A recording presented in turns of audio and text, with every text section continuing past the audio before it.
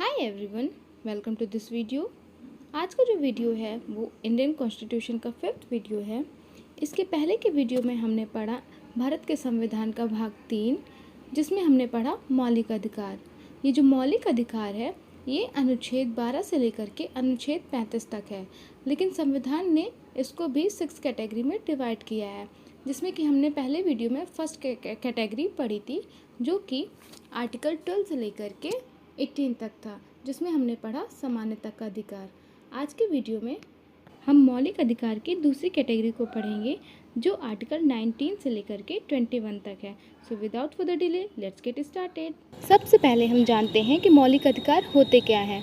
तो मौलिक अधिकार वे मूल अधिकार हैं जो किसी पर्टिकुलर व्यक्ति के लिए बनाए गए हैं, जिसको ना ही हमारी कोई गवर्नमेंट छीन सकती है, ना ही कोई आम पब्लिक छीन सकता है। ठीक है, जैसे कि हमारा खाने का अधिकार, हमारे पढ़ने का अधिकार, तो ये सब क्या है, हमारे मूल अधिकार हैं। सो आज के वीडियो में हम फंडामेंटल राइट्स यानी मूल अधिकार का आर्टिकल 19 से लेकर के आर्टिकल 21 तक देखेंगे, जो कि मूल अधिकार की सेकंड कैटेगरी है, जिसमें हम पढ़ेंगे कि स्वतंत्रता का अधिकार। ठीक है, कि हमको संविधान ने किस किस चीज़ की स्वतंत्रता दी गई है, और अगर हम उस स्वतंत्रता का उल्लंघन करते हैं तो उसके लिए भी सरकार ने क्या नियम कानून बनाए हैं, क्योंकि कानून का डर भी देशवासियों के लिए बहुत ज़रूरी है।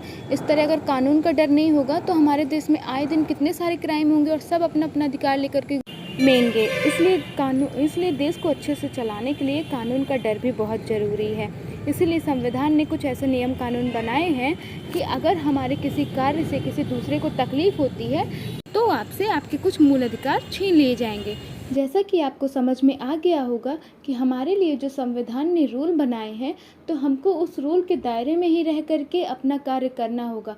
लेकिन अगर हम उस रूल के दायरे के बाहर जाते हैं तो संविधान ने उसके लिए भी कुछ कड़े नियम बनाए हैं, क्योंकि अगर संविधान कह दे कि हाँ सबको फ्रीडम है और सब लोग ऐसे अपनी आज़ादी लेकर के घूमने लगे, तो इस तरह तो आए दिन ही देश में कुछ बहुत सारे क्राइम होते रहेंगे और फिर पुलिस लोग सब पगला जाएंगे कि मतलब हर कोई लेकर के कुछ ना कुछ किसी न किसी की कंप्लेन आएगा कि नहीं, इसने हमको अब्यूज़ किया, ये हमारे घर में घुसाया, इसने हमको मारा, ऐसा कुछ। ठीक है, तो इसीलिए संविधान ने जो भी बनाया वो बहुत ही सोच समझ करके बनाया है। आई होप आप यहाँ तक समझ गए होंगे। चलिए अब हम स्टार्ट करते हैं स्वतंत्रता के अधिकार का आर्टिकल 19।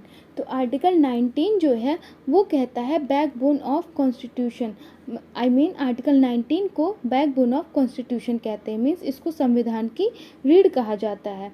इसमें हमको 7 प्रकार से आज़ादी दी गई है, लेकिन वर्तमान में इसको 6 प्रकार की कहा गया है, क्योंकि इसमें जो हमको संपत्ति का अधिकार है वो अब उसको कानून का अधिकार बता दिया गया है।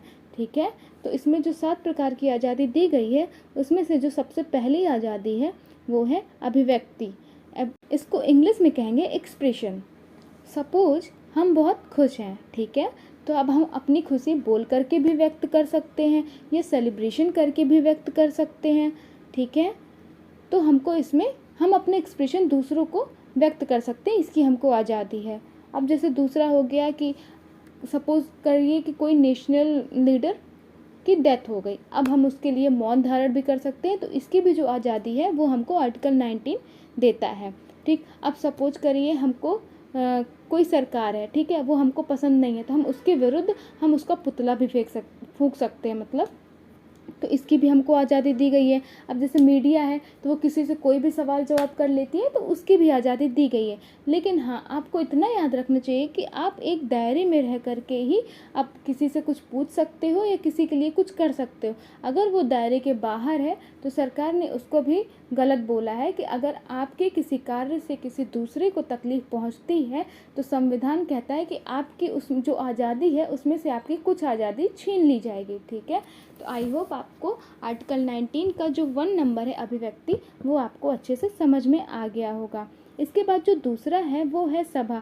जैसे कि अब हमको बोलने की आज़ादी थी, तो ठीक है, तो अब हम 4 लोगों को बैठ करके सभा भी कर सकते हैं, एक ग्रुपिंग में हम डिस्कशन भी कर सकते हैं।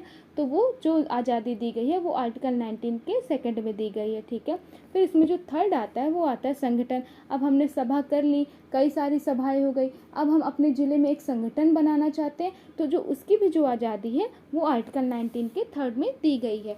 लेकिन ध्यान रहे कि ये जो हम संगठन बना रहे हैं ये देश की एकता के लिए हो, देश के विरुद्ध के लिए ना हो। कि सपोज़ करिए टेररिस्ट वगैरह का ऐसा वैसा कुछ भी नहीं हो, जो भी हो वो देश की एकता के लिए हो। ठीक। फिर चौथा है संचरण, इसको इंग्लिश में बोलेंगे फ्रीली मूव। मीन्स कि हमको घूमने की आज़ादी है, हम कहीं भी जा कर के घूम सकते हैं, इसमें सरकार कोई भी रोक टोक नहीं लगा सकते, ना ही कोई आम पब्लिक रोक टोक लगा सकता है। लेकिन ध्यान रहे कि अगर कोई देश में आपातकाल पड़ता है या कोई देश में कुछ मतलब होता है और अगर आपको घूमने के लिए या कहीं जाने के लिए मना किया गया है, तो फिर आप सरकार के विरुद्ध कोई कार्य नहीं कर सकते हो, तब आपकी ये आज़ादी छीन ली जाएगी। ठीक है। फिर नंबर 5 में आता है निवास। मीन्स रिसाइड और सेटल। मीन्स अगर आप कहीं घूमने गए हो और आपको वहाँ अच्छा लगे तो आप वहाँ बस सकते हो। ऐसा नहीं कि आप अमेरिका गए हो और आपको वहाँ अच्छा लगे तो आप बस सकते हो, तो आपको पूरी आज़ादी दी गई है बसने की, कि आप कहीं भी बस सकते हो। ठीक है। फिर इसके बाद कहता है कि संपत्ति का जो अधिकार है उसको अब रिसेंटली कानूनी अधिकार बता दिया गया है। ठीक है। तो जैसे आपको कहीं बसना है तो उसके लिए आपको संपत्ति खरीदनी पड़ेगी, तो आप वो चीज़ भी आप आराम से खरीद सकते हो, लेकिन हाँ आपके पास पूरा लीगली सब कुछ होना चाहिए, तो आप संपत्ति भी खरीद सकते हो।